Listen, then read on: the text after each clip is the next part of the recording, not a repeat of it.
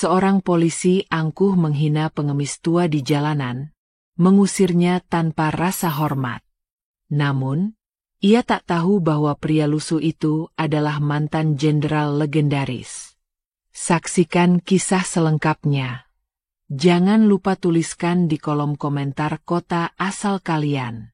Terik matahari siang itu membakar aspal jalanan kota. Lalu lintas ramai, kendaraan berseliweran tanpa henti. Di tengah hiruk-pikuk itu, Ibda Damar berdiri gagah dengan seragamnya yang rapi, dada membusung penuh percaya diri. Sebagai perwira polisi yang bertugas mengatur ketertiban jalan, ia merasa berkuasa. Baginya, semua yang berada di jalan raya harus tunduk pada aturan, termasuk mereka yang dianggap mengganggu pemandangan. Di sudut trotoar, seorang lelaki tua duduk bersila dengan baju lusuh dan wajah penuh keriput. Tangannya yang kekar, namun telah digerus usia, menggenggam sebuah mangkuk plastik berisi recehan. Sesekali ia menunduk, mengucapkan terima kasih kepada orang-orang yang melemparkan koin ke dalam mangkuknya. Namun, kehadirannya rupanya mengusik pandangan Ibda Damar. Ia melangkah dengan penuh wibawa, matanya menyorot tajam ke arah pengemis itu. "Heh, tua bangka, apa kau pikir ini tempatmu?" bentak Ibda Damar sambil menunjuk-nunjuk wajah lelaki tua itu. "Jalanan ini bukan tempat untuk pengemis menjijikan sepertimu. Pergi sebelum aku seret ke kantor." Pengemis tua itu mengangkat kepalanya. Matanya dalam, penuh ketenangan yang sulit dijelaskan. Tidak ada rasa takut, tidak ada kepanikan. Ia hanya tersenyum tipis, seakan sudah sangat terbiasa menghadapi orang-orang seperti Damar. "Maaf, Nak. Aku hanya duduk di sini, tidak mengganggu siapa-siapa," jawabnya dengan suara parau yang lembut. Jawaban itu justru menyulut amarah Damar. Merasa tidak dihormati, ia menyentak lengan lelaki tua itu dengan kasar, membuatnya terhuyung. Mangkuk plastik itu terlepas dari genggaman, kon-kon berhamburan di atas trotoar.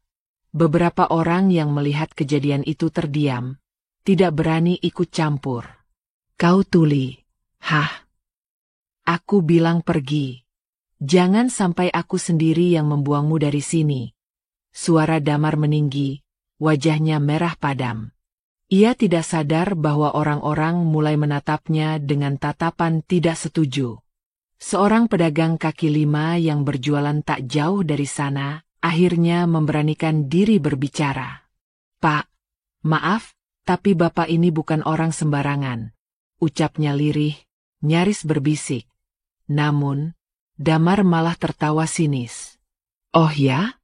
Pengemis tetaplah pengemis, meski kau membelanya," katanya penuh ejekan, sebelum berlalu dengan wajah puas, meninggalkan lelaki tua itu yang masih berlutut, mengumpulkan koin-koinnya yang berserakan.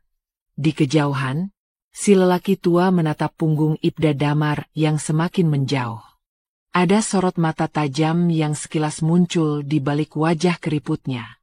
Sorot mata seorang prajurit yang telah melalui medan perang, yang tahu bahwa harga diri sejati bukan ditentukan oleh seragam, melainkan oleh kehormatan.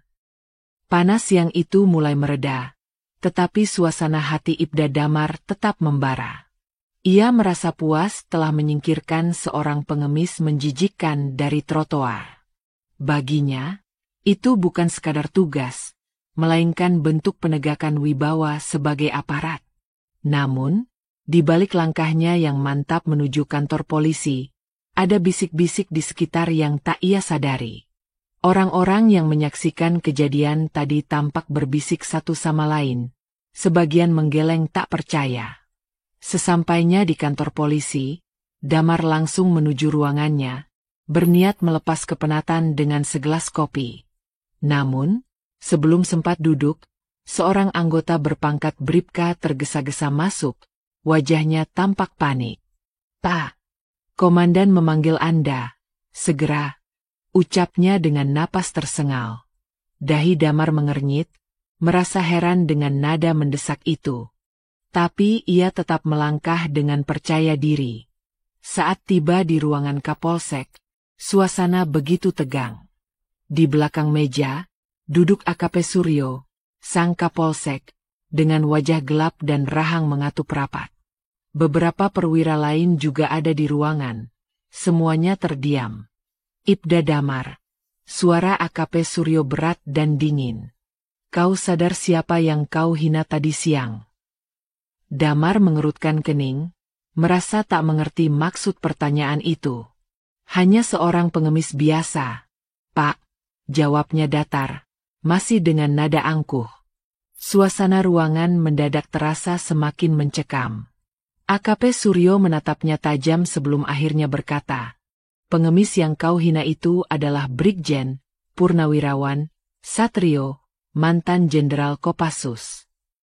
Jantung Damar seperti berhenti berdetak. Ia terpaku, tubuhnya tiba-tiba terasa kaku.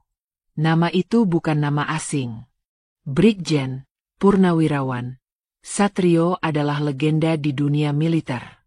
Seorang jenderal yang pernah memimpin misi berbahaya, dihormati bahkan oleh musuh-musuhnya. Namun, bagaimana mungkin seorang tokoh sebesar itu kini hidup sebagai pengemis di trotoar? Saya tidak tahu, Pak. Suara Damar mulai bergetar. Arogansinya yang tadi membuncah kini perlahan runtuh. Kau bukan hanya menghina seorang veteran perang. Lanjut AKP Suryo dengan suara semakin berat. Kau juga sudah mempermalukan institusi ini. Orang-orang di luar sana tahu siapa dia. Dan sekarang kau telah menodai nama kepolisian dengan tindakan bodohmu. Damar menunduk, keringat dingin mulai mengalir di pelipisnya. Untuk pertama kalinya dalam hidupnya, ia merasa kecil. Rasa takut perlahan menjalar di tubuhnya, bukan hanya karena jabatan, tetapi karena ia telah meremehkan seseorang yang seharusnya ia hormati.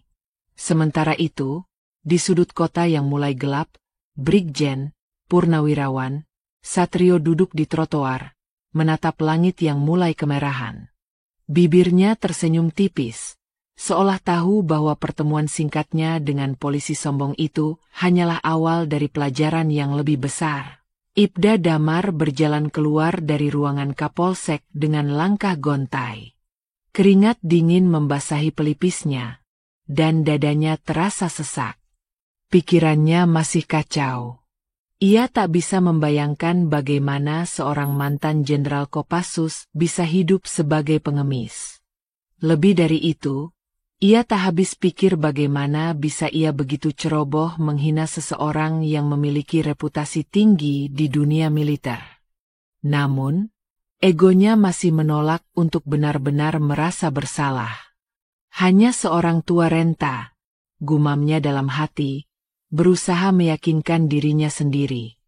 Senja mulai turun, menyelimuti kota dengan cahaya oranye keemasan. Damar melajukan mobil dinasnya dengan kecepatan sedang. Matanya terus melirik ke kaca spion, seolah ada sesuatu yang mengusiknya. Perasaan tak nyaman merayapi tubuhnya, tetapi ia mencoba mengabaikannya. Namun, setiap kali ia melihat ke spion, ada bayangan samar yang terus mengikutinya. Entah itu nyata atau hanya ilusi, Damar tidak bisa memastikan. Saat lampu merah menyala di sebuah perempatan sepi, Damar menghentikan mobilnya. Jalanan mulai lengang, hanya ada beberapa kendaraan lain yang melintas. Ia menarik napas panjang, mencoba menenangkan diri. Tetapi tiba-tiba, suara ketukan terdengar dari jendela mobilnya. Damar menoleh dengan cepat. Tidak ada siapapun. Darahnya berdesir. Ia menoleh ke kanan, ke kiri, kosong. Tetapi jantungnya berdegup semakin cepat. Ia merasa ada sesuatu yang mengawasinya, sesuatu yang tidak kasat mata. Lampu lalu lintas berubah hijau, dan tanpa pikir panjang, Damar segera menginjak pedal gas. Mobilnya melaju kencang menembus jalanan yang mulai gelap. Sesampainya di rumah dinasnya, Damar buru-buru masuk dan mengunci pintu. Ia menyalakan semua lampu, membuat ruangan itu terang benderang. Tapi ketenangan tetap tak ia temukan. Ia melangkah ke dapur, menuangkan segelas air, lalu meneguknya cepat-cepat. Namun, saat ia berbalik, jantungnya hampir berhenti. Di depan pintu, berdiri sosok pria tua dengan pakaian lusuh yang ia hina tadi siang. Brigjen Purnawirawan Satrio berdiri tegak, tatapannya tajam bagaikan elang menembus mata Damar. Kau tampak gelisah, nak. Suaranya tenang, tetapi terasa menusuk. Damar tersentak, tubuhnya mundur beberapa langkah. Bagaimana kau bisa masuk? Suaranya bergetar. Keringat mulai mengalir deras di dahinya. Ia yakin pintu rumahnya telah ia kunci rapat. Brigjen Satrio melangkah maju. Sorot matanya tetap tenang tetapi memiliki aura yang menekan. Tak perlu takut, katanya. Aku hanya ingin tahu, apakah kau masih merasa lebih berkuasa dari orang-orang yang kau remehkan? Damar tidak mampu menjawab. Tubuhnya kaku, napasnya memburu.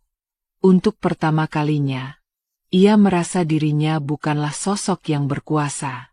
Ia bukan lagi polisi yang bisa menghina orang seenaknya. Di hadapan lelaki tua ini, ia hanyalah manusia kecil yang sedang menghadapi sesuatu yang jauh lebih besar dari sekadar pangkat dan seragamnya.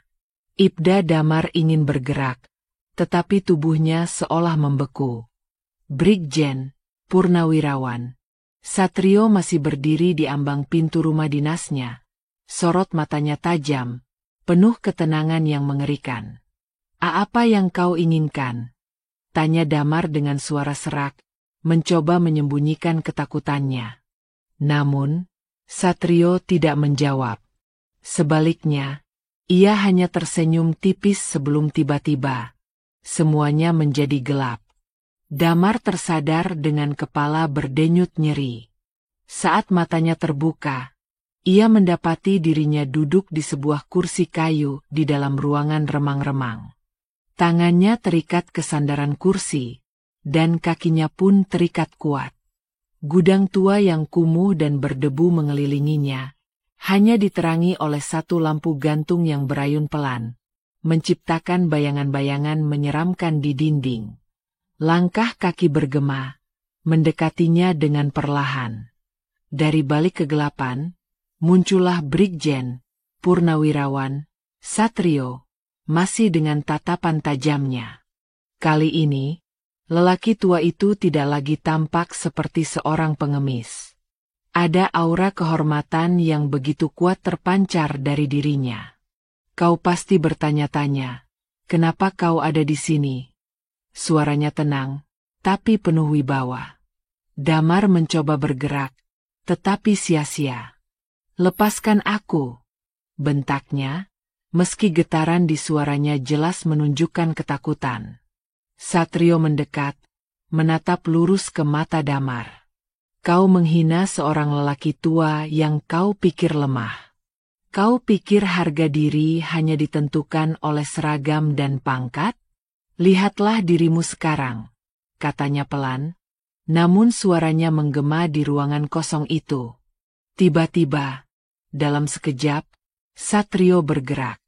Dengan kecepatan yang mustahil untuk seorang pria seusianya, ia menendang kaki kursi yang diduduki Damar, membuatnya hampir terjungkal. Damar tersentak, napasnya memburu. Kau merasa kuat, Damar? Kau pikir menindas orang yang lebih lemah itu wujud kekuasaan? Satrio mendekat lagi, suaranya semakin rendah tetapi menusuk seperti belati. Damar merasakan ketakutan yang belum pernah ia rasakan sebelumnya. Ia ingin berteriak, tetapi mulutnya terasa keluh. Tak ada yang bisa ia lakukan selain menatap lelaki tua di depannya. Seseorang yang dulu ia hina tanpa berpikir panjang. Satrio menghela napas, lalu melangkah mundur. Aku tidak akan menyakitimu, katanya, kali ini dengan nada lebih lembut. Aku hanya ingin kau mengerti bahwa kehidupan tidak selalu seperti yang kau pikirkan. Kehormatan bukan tentang pangkat, melainkan tentang bagaimana kau memperlakukan orang lain. Damar terdiam. Untuk pertama kalinya dalam hidupnya, ia merasa benar-benar kalah. Tidak oleh kekuatan fisik, tetapi oleh sesuatu yang lebih besar. Kehormatan sejati yang dimiliki lelaki tua di depannya. Di luar, angin malam berhembus lembut. Malam itu, bukan hanya tubuh Damar yang terikat, tetapi juga egonya yang perlahan runtuh. Ibda Damar masih duduk terpaku di kursi kayu, terikat, sementara Brigjen Purnawirawan Satrio berdiri di hadapannya dengan sorot mata tajam. Waktu seakan berjalan lambat. Damar kini bukan lagi polisi angkuh yang merasa berkuasa atas semua orang. Ia hanyalah manusia biasa yang tengah menghadapi kenyataan pahit, bahwa seragamnya tak berarti apa-apa di hadapan seseorang yang memiliki kehormatan sejati. Satrio menghela napas panjang. Damar. Suaranya berat namun tetap berwibawa. Aku pernah berdiri di tempatmu. Dulu aku juga percaya bahwa kekuasaan bisa membuat orang tunduk. Aku pernah sombong. Aku pernah berpikir seragam dan pangkat adalah segalanya. Tapi hidup mengajarkanku sesuatu yang berbeda. Damar menelan ludah. Tubuhnya gemetar. Bukan karena takut akan ancaman fisik, tetapi karena ia mulai memahami sesuatu yang lebih dalam. Kenapa kau memilih hidup seperti ini? Tanyanya dengan suara bergetar. Kau seorang jenderal, kau bisa hidup terhormat, dihormati banyak orang. Satrio tersenyum tipis. Kehormatan sejati bukan datang dari pangkat atau harta. Aku memilih hidup sederhana karena aku ingin belajar arti kerendahan hati. Aku ingin merasakan bagaimana rasanya menjadi orang kecil, agar aku tidak lupa bagaimana memperlakukan mereka dengan hormat. Ia menatap Damar tajam. Dan kau baru saja membuktikan bahwa kau belum memahami itu. Damar menundukkan kepalanya. Egonya masih berusaha menolak. Tetapi hatinya mulai runtuh. Ia teringat bagaimana ia menghina dan mengusir lelaki tua ini di pinggir jalan, menganggapnya tak lebih dari sampah masyarakat. Ia merasa malu. Teramat malu. Satrio mendekat dan melepaskan ikatan di tangan Damar. Aku tidak ingin kau meminta maaf padaku, katanya pelan. Aku ingin kau meminta maaf pada dirimu sendiri. Karena jika kau terus seperti ini, suatu hari kau akan jatuh, dan saat itu, tak akan ada seorang pun yang menghormatimu. Damar mengangkat wajahnya perlahan. Matanya memerah, bukan karena marah, melainkan karena beban yang kini terasa menghantam dadanya. Ia tahu Satrio benar. Ia tahu selama ini ia hidup dalam kesombongan, menginjak orang-orang yang ia anggap lebih rendah. Satrio berbalik, melangkah menuju pintu gudang. Mulai hari ini, belajarlah, katanya sebelum membuka pintu. Belajar menjadi manusia yang lebih baik. Jika kau benar-benar seorang polisi, maka jadilah pelindung, bukan penindas. Damar tidak menjawab. Ia hanya duduk diam, membiarkan kata-kata itu meresap dalam pikirannya.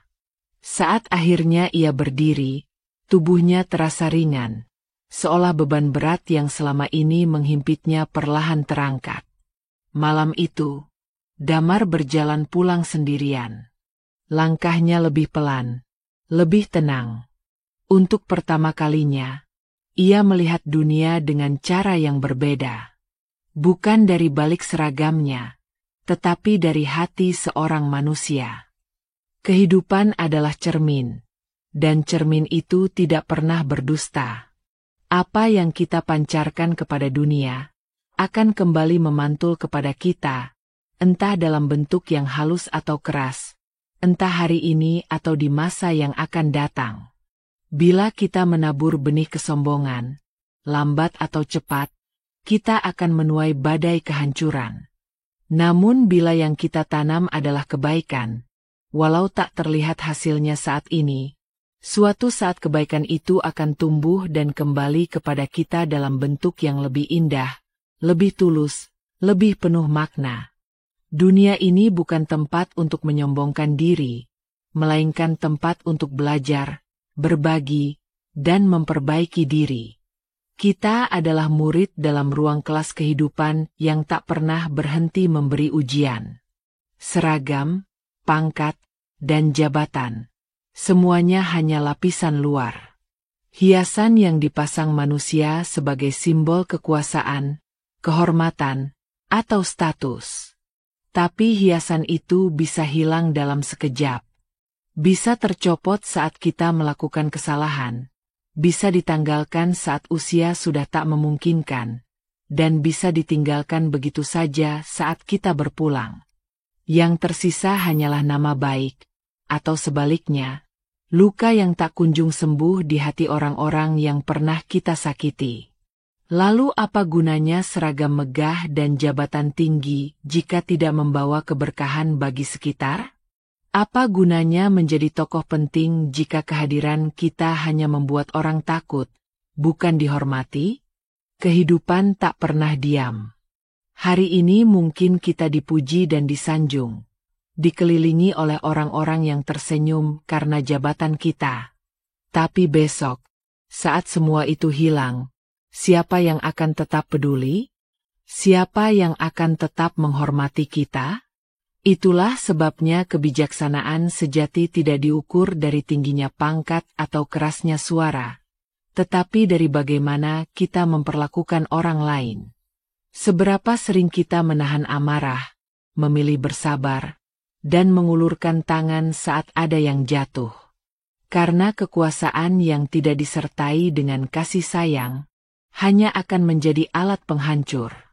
Banyak orang lupa bahwa hidup adalah pinjaman. Kekuasaan adalah amanah. Jabatan adalah ujian. Ketika kita salah menggunakannya, maka tak hanya diri kita yang akan hancur, tapi juga banyak hati yang ikut tersakiti. Kita sering terlalu sibuk membangun citra di mata manusia, tapi lupa membangun nilai di mata Tuhan. Kita begitu bangga dengan pencapaian duniawi, padahal yang lebih penting adalah bagaimana kita dikenang saat sudah tiada. Apakah sebagai orang yang menyombongkan diri di atas penderitaan orang lain, atau sebagai pribadi yang membawa terang di tengah gelap? Lihatlah sejarah. Berapa banyak orang besar yang tumbang karena sombong? Berapa banyak tokoh yang dulunya dielu-elukan, tapi akhirnya jatuh karena lupa diri?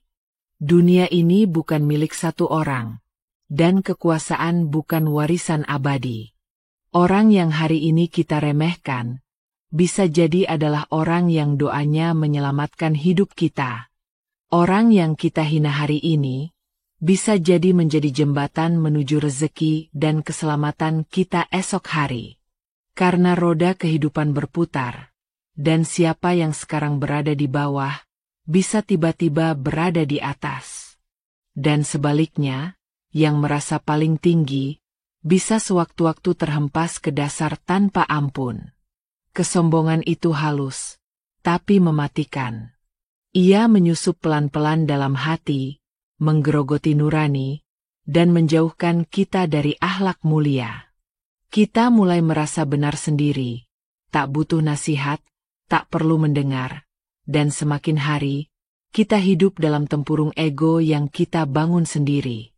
Dan di saat itulah, kejatuhan biasanya dimulai. Seringkali tidak langsung dalam bentuk bencana, tapi dari hilangnya kepercayaan, runtuhnya hubungan, dan menjauhnya orang-orang yang dulu setia mendampingi. Karena tak ada yang tahan dekat dengan mereka yang hanya tahu memerintah, tapi tak tahu bagaimana menghormati. Kekuatan sejati bukanlah kemampuan untuk menundukkan orang lain. Kekuatan sejati adalah keberanian untuk menundukkan diri sendiri, untuk mengalahkan ego, meredam amarah, dan tetap bersikap rendah hati walau memiliki segalanya. Orang yang benar-benar kuat bukan yang mampu membuat orang lain takut, tapi yang mampu membuat orang lain merasa aman. Aman untuk berbicara, aman untuk mendekat, aman untuk berbagi keluh kesah. Karena itulah makna sesungguhnya dari menjadi pemimpin, menjadi tokoh, menjadi seseorang yang diteladani. Jangan biarkan keangkuhan menutup pintu-pintu kasih sayang dalam hidup kita. Jangan biarkan jabatan membuat kita lupa bagaimana menjadi manusia. Karena ketika semua lampu panggung mati, ketika tidak ada lagi yang memanggil kita dengan gelar kebesaran itu, hanya karakter kitalah yang akan diingat. Apakah kita pernah berlaku adil? Apakah kita pernah memaafkan? Apakah kita pernah menyentuh hati seseorang tanpa menyakiti?